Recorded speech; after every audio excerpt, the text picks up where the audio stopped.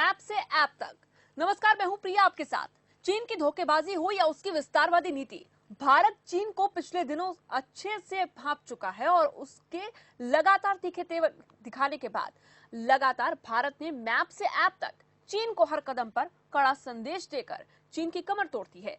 और इसी का नतीजा है कि भारत और चीन के बीच मई के महीने से जारी विवाद में अब एक बड़ी खबर सामने आई है।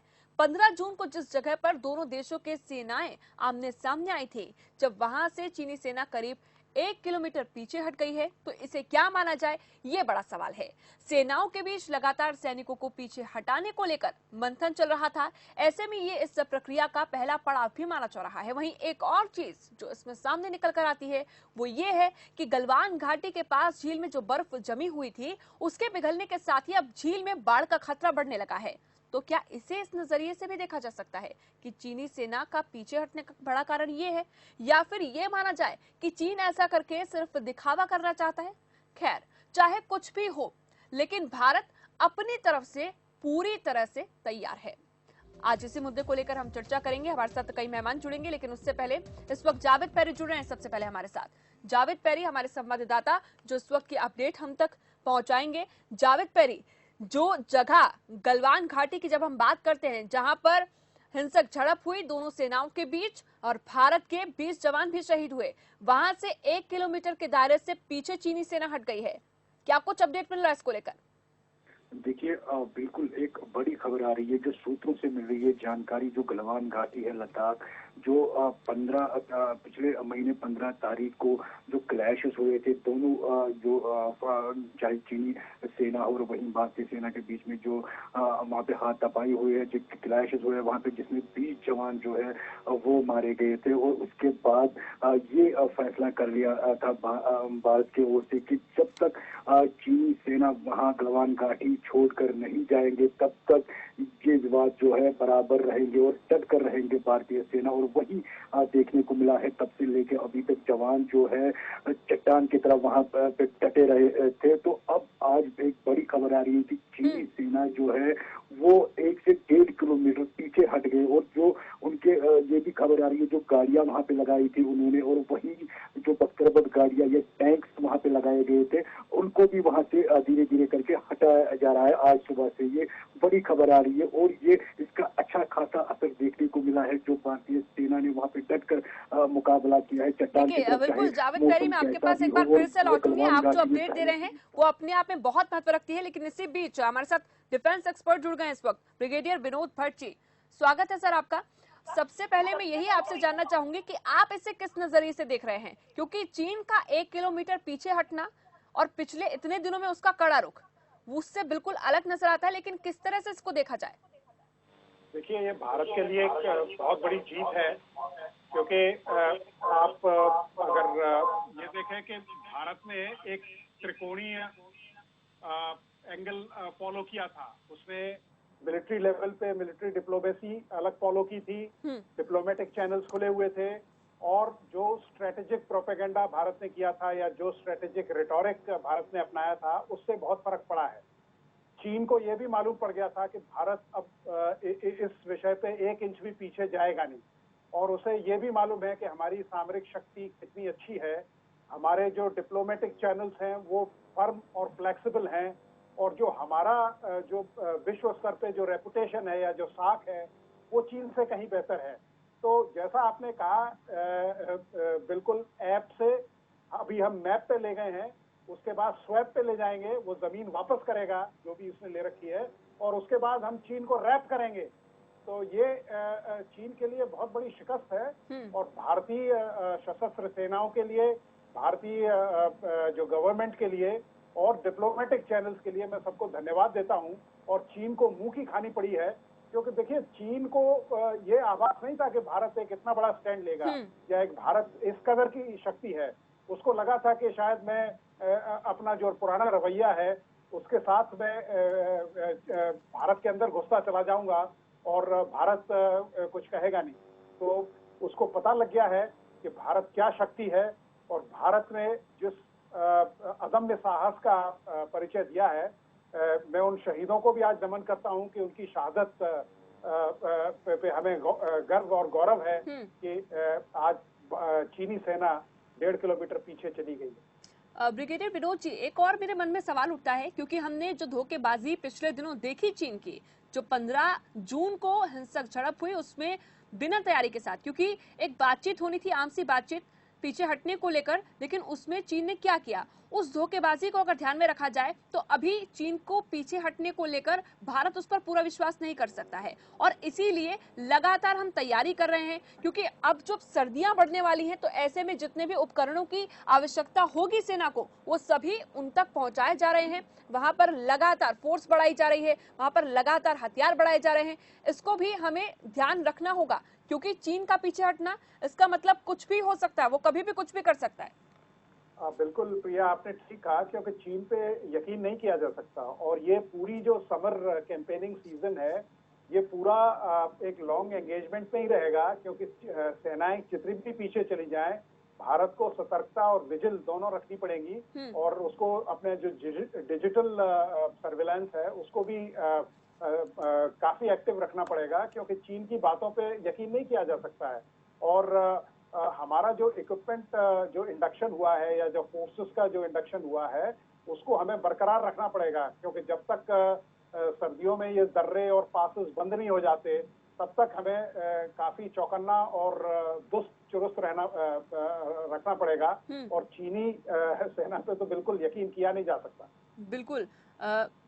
ब्रिगेडियर विनोद जी, बहुत शुक्रिया, आपने तमाम जानकारी हम तक पहुंचाई, और इसके लिए इसके साथ साथ आपने बताया कि आखिर किस तरीके से इसको देखा जा सकता है, और भारत कूटनीतिक तरीके से, रणनीतिक खास तौर पर अगर देखा जाए तो लगातार, और आर्थिक तौर पर भी, तीनों ही मोर्चों पर चीन को सबक सिखाने की पिछले दिनों से पुरजोर कोशिश कर रहा था, और इसका भी नतीजा माना जा रहा है। लेकिन इस वक्त जावेद पैरी भी लगातार हमारे साथ जुड़े हुए हैं। जावेद पैरी, एक और जो बड़ी जानकारी मिलती है विशेषज्ञों के अनुसार से, जो अच्छे से जानते हैं गलवान घाटी के बारे में, उनका ये मानना है कि गलवान घाटी में ये वाला जो वक्त है वो है बर्फ पिघलने का, और बर्फ पिघलने से वहां पर बाढ़ के आने का खतरा है, जिसके कारण चीनी सेना को अपने टेंट हटाने पड़े हैं और चीनी सेना पीछे हटी है।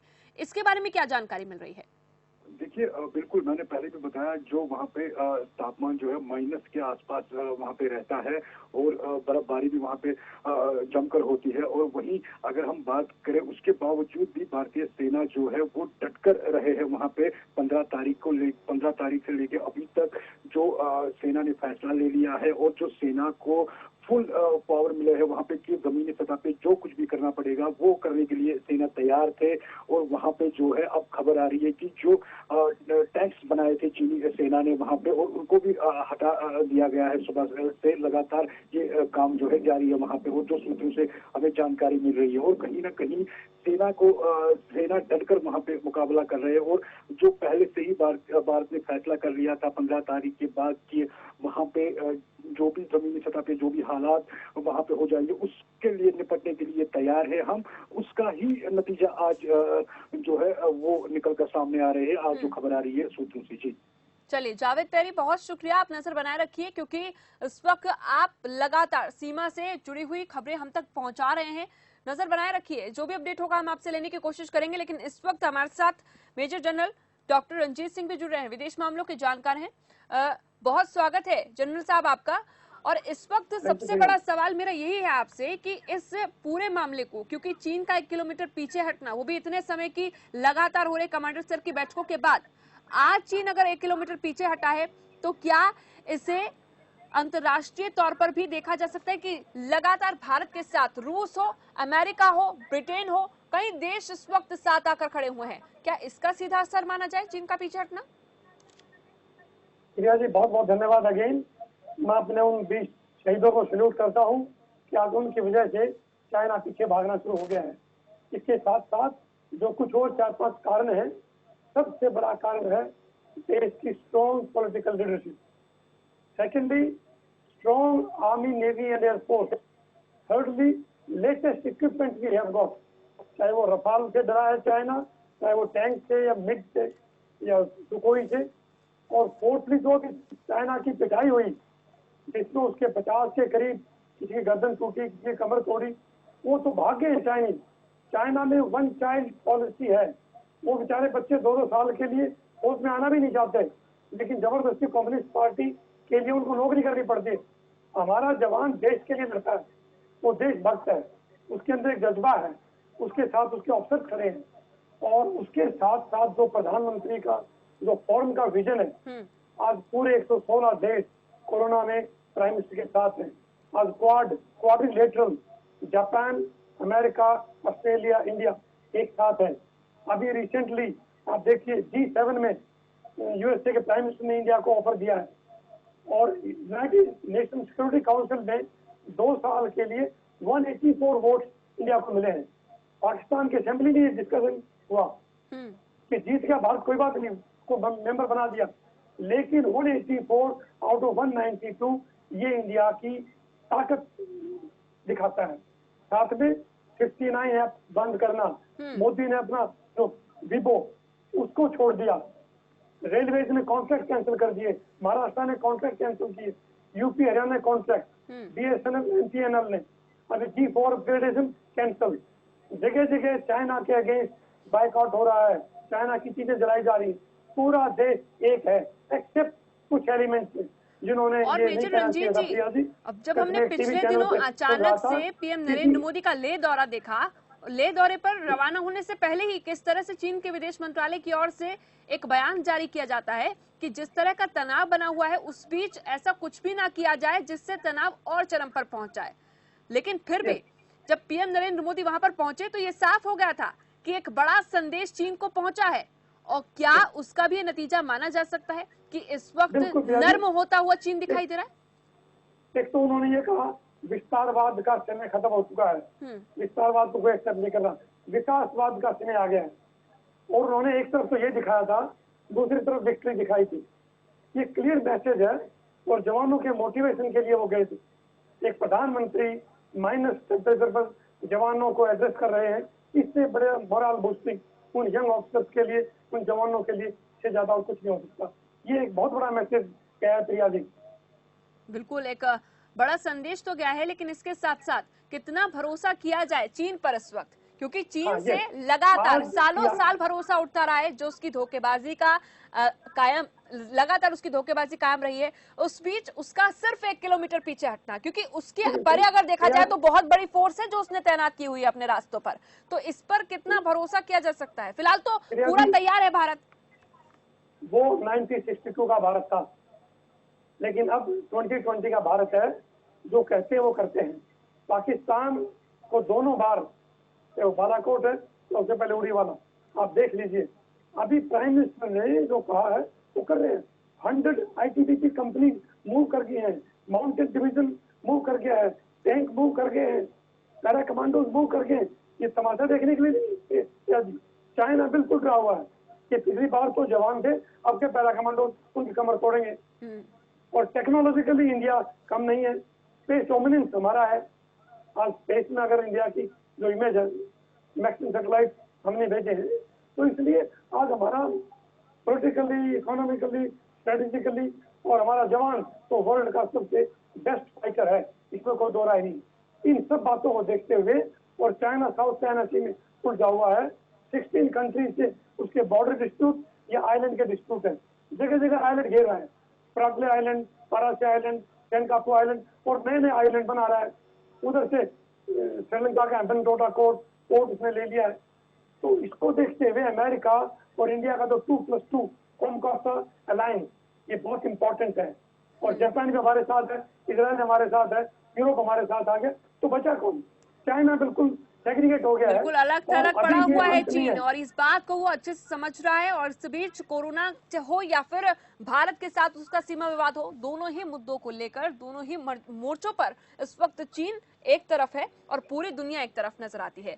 अब बहुत शुक्रिया मेजर साहब, आपने हमारे साथ चर्चा भी की और कई सवालों के हमारे जवाब भी दिए।